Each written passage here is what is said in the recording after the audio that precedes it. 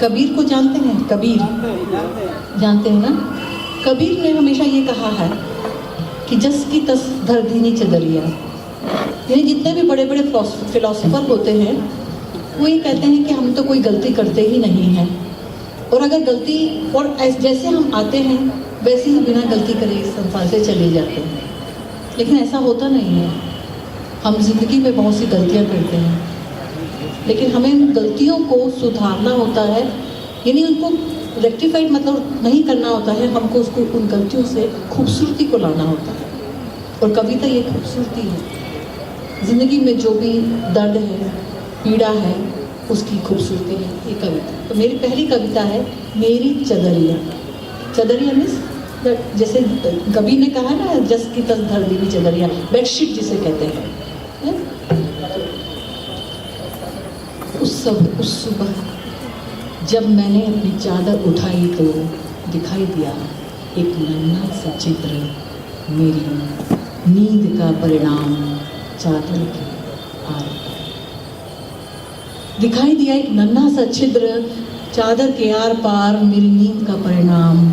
और वह दिन मेरे लिए रेशमी धागों से उलझने का हुआ। वह दिन मेरे लिए रेशमी धागों से उलझने का साबित हुआ। और अगली नींद से पहले मेरे सामने थी एक खिड़की। अगली नींद से पहले मेरे सामने थी एक खिड़की, और जिसमें से दिखाई दिए कई नन्हे सपने।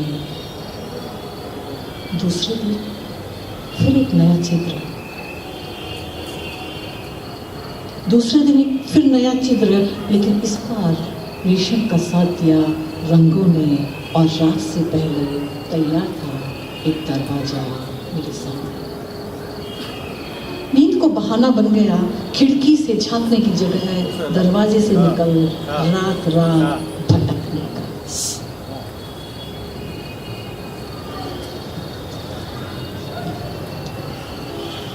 नींद को बहाना मिल गया खिड़की से झांकने की जगह दरवाजे से निकल रात रात भटकने का।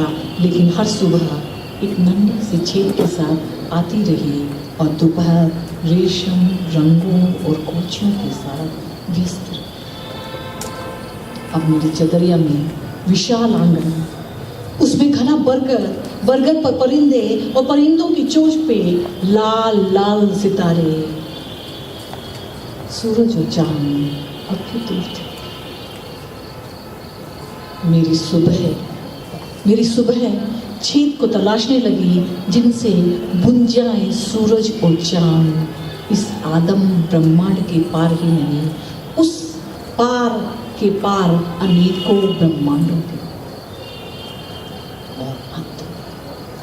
और अंत में एक ऐसा छिद्र जिससे निकलकर मैं समा जाऊं अपरंपार, छिद्र रहे आलोक में, छिद्र रहे आलोक में।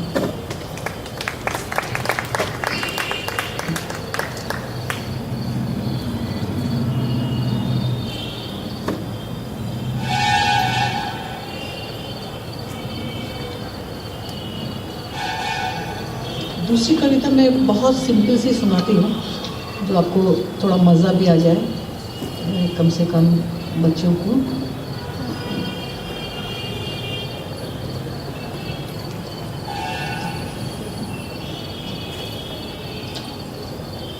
काले चींटे जानते हैं ना?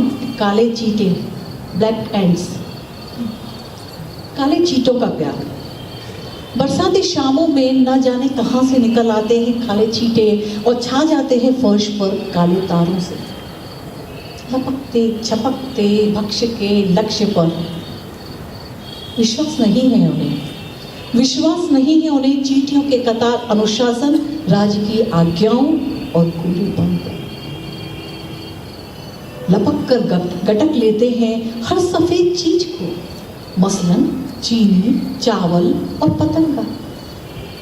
कोई बड़ी सी लाश को उठानी हो तो जुट जाते हैं मजदूरी यूनियनों जैसे। कहीं पर भी बसेरा कर लेते हैं पेड़ के तने पर, छुर्राती खाल में, पत्तों को जोड़कर बनाए घरों में और किसी की भी जड़ में। उनका प्यार भी बेसाख्ता होता है। उनका प्यार बेसाख्ता होता है। जिस दरख्त को आबाद करते हैं उसमें न फल लगने देते हैं न पखेरु बसेरा। उनका चूमना डंक से भी तीखा होता है। उनका चूमना डंक से भी तीखा होता है। चूमते चूमते खुद भी टुकड़े टुकड़े हो जाते हैं।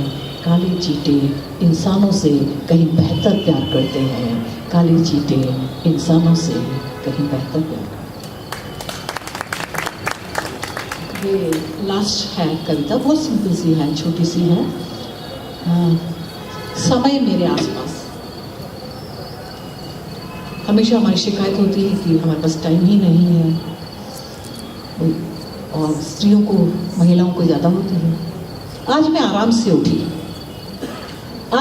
से उठी और चाय के कप को अनदेखा कर सीधे सीधे लिथुनिया के अनजाने कवि को पढ़ने लगी है।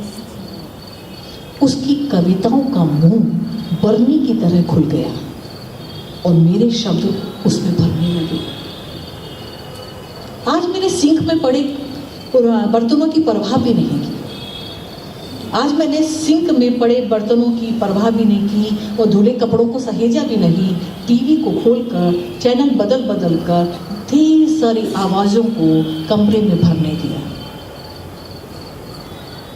अक्षर मेरी उंगलियों की पोरों पर टिक गई जिस वक्त कंप्यूटर पर एक नई कविता जन्म ले रही थी।